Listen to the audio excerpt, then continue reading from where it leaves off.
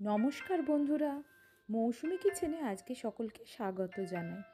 আশা করছি আপনারা সকলেই ভালো আছেন, সুস্থ আছেন।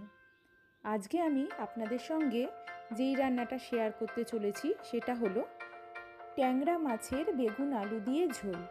এটা খুব পাতলা ঝোল, গরমকালের পক্ষে বিশেষ উপযোগী। আসুন দেখে নেওয়া যাক কীভাবে আমরা রান্নাটা স্টেপ বাই স্টেপ করছি। প্রথমে আমরা এখানে ৮-৯ পিস ট্যাংরা মাছ নিয়ে নিচ্ছি।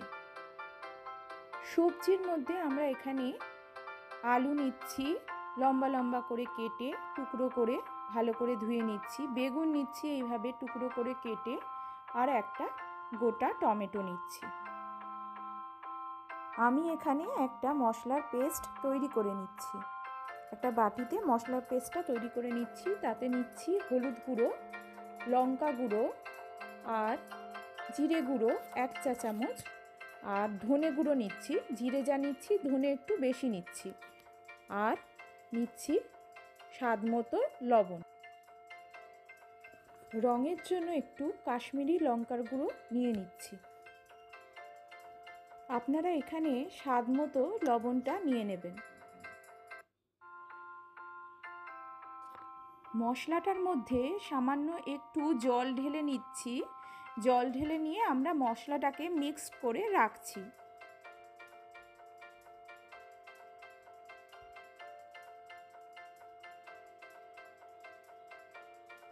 আমরা ট্যাংরা মাছগুলোকে নুন, হলুদ ও সামান্য সর্ষের তেল দিয়ে মাখিয়ে রাখছি।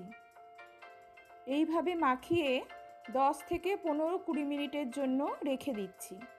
কাঁচা সর্ষের তেল একটু দিলে মাছগুলো ফাটে না। ট্যাংরা মাছ খুব ফাটে, তেলে ছাড়া মাত্রই ট্যাংরা মাছ খুব ফাটে। কাঁচা সর্ষের তেল দিয়ে একটু মাখিয়ে রাখলে ট্যাংরা মাছগুলো ফাটার সম্ভাবনা কম থাকে।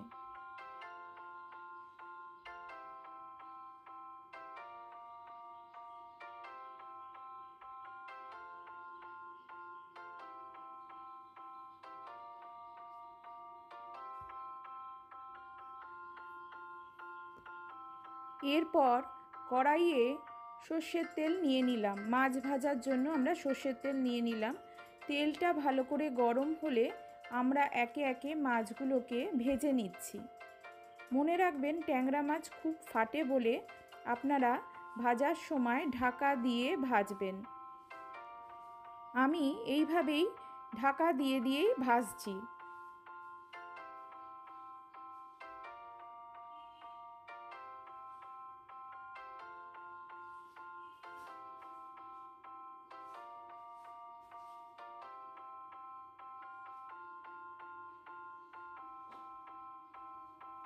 মাছ ভাজার তেলে আমি সামান্য শুকনো লঙ্কা, 2-4টে শুকনো লঙ্কা নিয়ে নিচ্ছি, কেটে দিয়ে দিচ্ছি।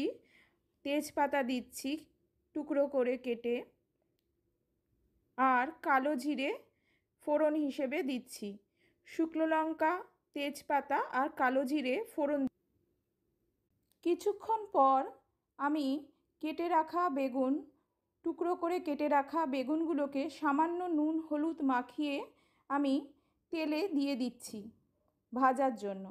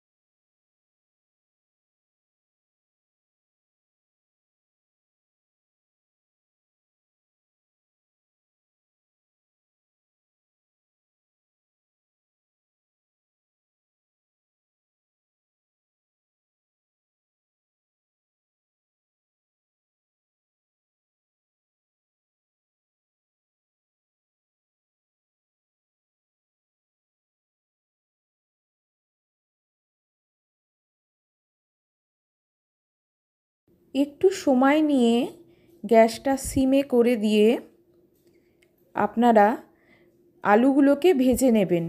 ভাজার সময় আলুগুলো 80% সেদ্ধ করে নেবেন। আমার আলু আর বেগুনগুলো ভাজা হয়ে গেছে। এরপর আমি একটা টমেটো নিয়ে নিয়েছিলাম, সেই টমেটোটা মিক্সিতে পেস্ট করে নিলাম। এরপর আমি মশলার পেস্টটা আর টমেটো পেস্টটা একসঙ্গেই দিয়ে দিচ্ছি। মশলার পেস্টটা আর টমেটো পেস্টটা একসঙ্গেই আমি দিয়ে দিচ্ছি। আপনারা চাইলে আলাদাভাবেও দিতে পারেন। দিয়ে আমি মশলাটা কষিয়ে নিচ্ছি।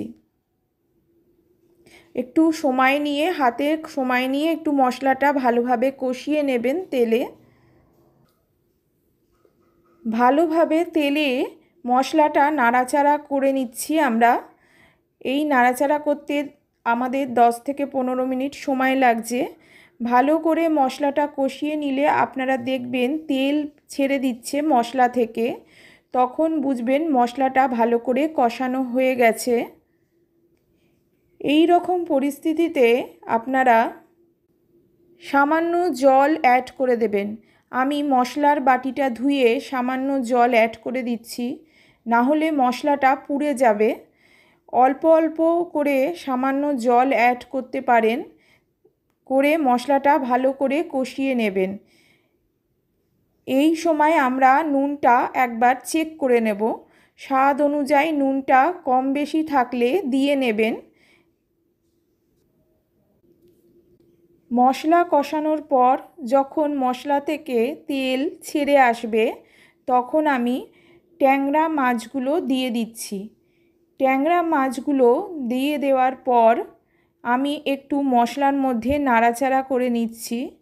খুব হালকা হাতে নাড়াচাড়া করবেন, না হলে মাছ ভেঙে যাওয়ার সম্ভাবনা থাকে। মাছটা একটু দিয়ে নাড়াচাড়া করলে মাছের ভেতর মশলাটা ঢুকে যায়, এতে খেতে অনেক টেস্টটা বেড়ে যায়। মাছের ভেতর মশলাটা ঢুকলে মাছের টেস্টটাও অনেক বেড়ে যায়। মাছ দিয়ে আমি ভালো করে নাড়াচাড়া করে নিচ্ছি। তারপর এইভাবে আমি 5-10 মিনিট নাড়াচাড়া করার পর আমি এখানে সামান্য উষ্ণ গরম জল অ্যাড করলাম। আপনারা যেই পরিমাণ ঝোলটা রাখবেন সেই অনুযায়ী জলের পরিমাণটা দিয়ে দেবেন। আমি এখানে জল অ্যাড করছি। ঝোল বুঝে আপনারা জলটা অ্যাড করবেন। যে যেরকম ঝোল রাখতে পছন্দ করেন সেই অনুযায়ী জলটা অ্যাড করে নেবেন। জল অ্যাড করার পর আমি এটা 5-10 মিনিট ফুটতে দিলাম, ঢাকা দিয়ে দিলাম। 10 মিনিট পর আমি ফিরে আসছি। 10 মিনিট পর আমি ফিরে এলাম। ঝোলটা খুব ভালোভাবে ফুটছে। রান্নাটা আমার হয়ে গেছে। এরপর আপনারা চাইলে ধনেপাতা গার্নিশিংয়ের জন্য অ্যাড করে নিতে পারেন, তবে আমি এখানে আজকে ধনেপাতা দিচ্ছি না। আপনারা চাইলে ধনেপাতাটা এই সময় দিয়ে নিতে পারেন। আমি গ্যাসের ফ্লেমটা অফ করে দিচ্ছি। আমাদের রান্নাটা হয়ে গেছে।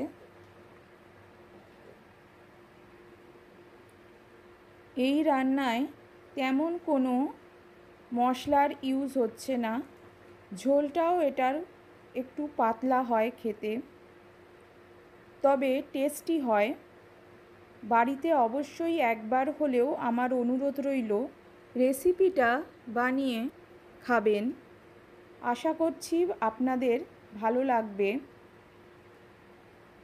ভালো লাগলে অবশ্যই আমার এই ভিডিওটাকে লাইক করে দেবার অনুরোধ রইল। সাবস্ক্রাইব অবশ্যই করে নেবেন,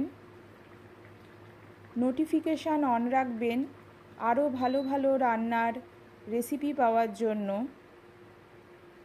আপনাদের বন্ধুবান্ধব আত্মীয় স্বজনদের সঙ্গে ভিডিওটা শেয়ার করে দেবেন। কমেন্ট অবশ্যই করবেন। আমার চ্যানেলকে যদি সাবস্ক্রাইব না করে থাকেন, নতুন বন্ধুদের বলছি আমার চ্যানেলকে অবশ্যই তোমরা সাবস্ক্রাইব করে নিও। আশা করছি আপনারা ভালো থাকবেন। আবার দেখা হবে নতুন কোনো ভিডিওতে। আজকের মতো এখানেই শেষ করলাম। Thank you.